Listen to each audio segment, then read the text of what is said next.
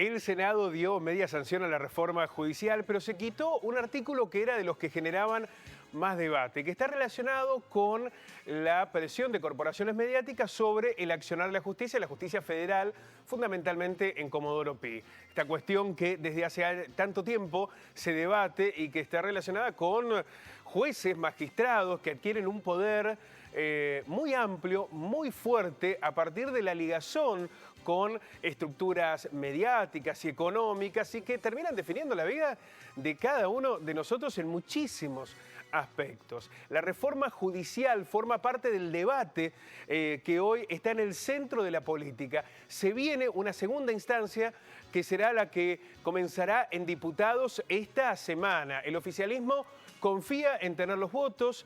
Desde la oposición han señalado que buscarán que el debate se dé de manera presencial. Pero, ¿qué mirada se tiene sobre las presiones mediáticas en la justicia, sobre algunos jueces? ¿Qué indica la ley vigente? ¿Es suficiente para poner un freno a las operaciones cuando estas ocurren? Vamos a tomar contacto con el doctor Ricardo Muñoz, especialista en Derecho Constitucional. Doctor, ¿cómo le va? Muy buenos días. ¿Qué tal, Pablo? Buenos días. Muy bien. Doctor, ¿hoy existen instrumentos para poner un freno a la presión mediática, a las operaciones, a aquellas situaciones que ponen en jaque a los jueces o que los hace cómplices de dichas operaciones? Bueno, en primer lugar, destacar que uno de los aspectos de las reformas introducidas por la Cámara de Senadores una vez que el Poder Ejecutivo remitió el proyecto fue incorporar en un artículo especial que es muy interesante y que tiene un muy buen espíritu jurídico, que son las denominadas reglas de actuación de los magistrados, por los cuales cada uno de los magistrados o jueces federales que vean influencias indebidas respecto a poderes políticos y mediáticos y económicos deberán denunciarlos inmediatamente al Consejo de la Magistratura, a los fines que el Consejo de la Magistratura establezca medidas necesarias de resguardo.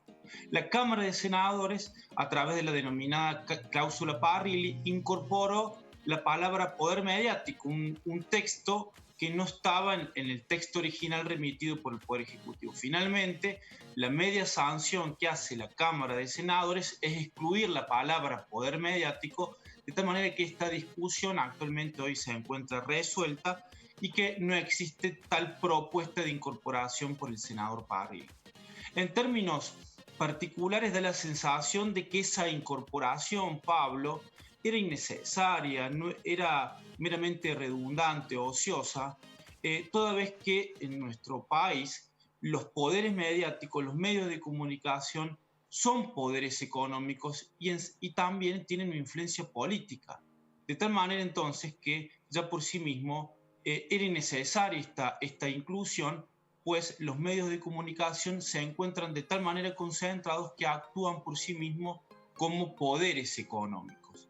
Y lo interesante de esto es el espíritu, la esencia de este texto, en donde básicamente lo que se intenta es que aquel juez federal que sienta algún tipo de presión lo denuncia al Consejo de la Magistratura para que obtenga respuestas de resguardo del Consejo de la Magistratura. En definitiva, es un texto que busca garantizar la independencia del Poder Judicial, que es tan importante en nuestro sistema republicano, que hace a la calidad y la buena salud de las instituciones. Doctor, más allá del concepto de presión mediática, digamos, la idea de lo mediático, de los medios de comunicación, si era o no necesario sumar ese concepto que usted lo ha planteado claramente, lo que se evidencia sí son los contextos de presión. No es una cuestión conceptual, sino de los hechos que naturalmente ocurren, ¿no?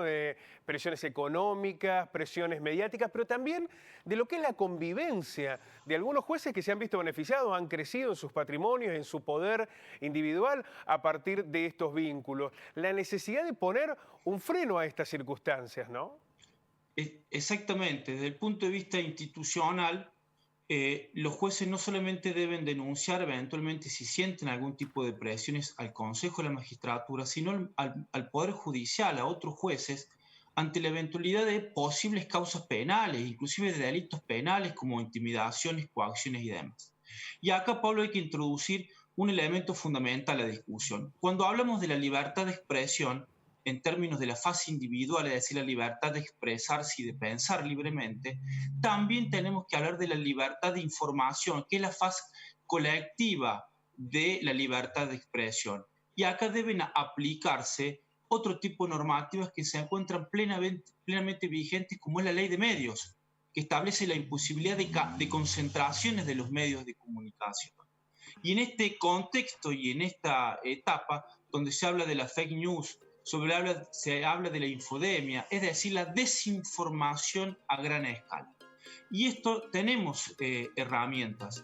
Por ejemplo, hablar del artículo 13 de la Convención Americana de Derechos Humanos, que si bien establece la imposibilidad de la censura previa, sí establece las responsabilidades ulteriores de los medios de comunicación que deben estar fijadas por ley, inclusive para el resguardo del orden público. El orden público. Y justamente dentro del orden público es el resguardo y la protección de las instituciones y la independencia del Poder Judicial. Esto es un aspecto que debemos analizarlo, es decir, la faz colectiva de la libertad de expresión, que es el derecho a la información y recibir libremente información y no estar sujeto a las directrices de los medios de comunicación. Y finalmente, es importante en este tema también destacar que la misma Convención Americana de Derechos Humanos, el Pacto San José de Costa Rica, establece que a través de cualquier propaganda que pueda generar intimidaciones de personas o grupos de personas o que puede generar un odio colectivo, bueno, eso debe estar prohibido por ley.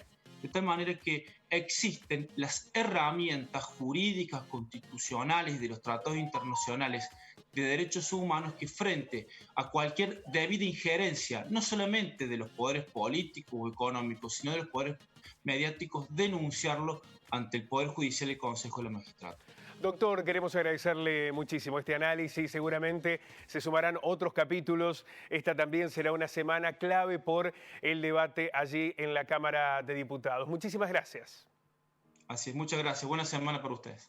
El doctor Ricardo Muñoz, abogado especialista en análisis constitucional sobre este proyecto de reforma judicial y uno de los ítems que se suma, que ha generado más polémica, que tiene que ver con la presión de los poderes fácticos económicos sobre la justicia. Vuelta de página.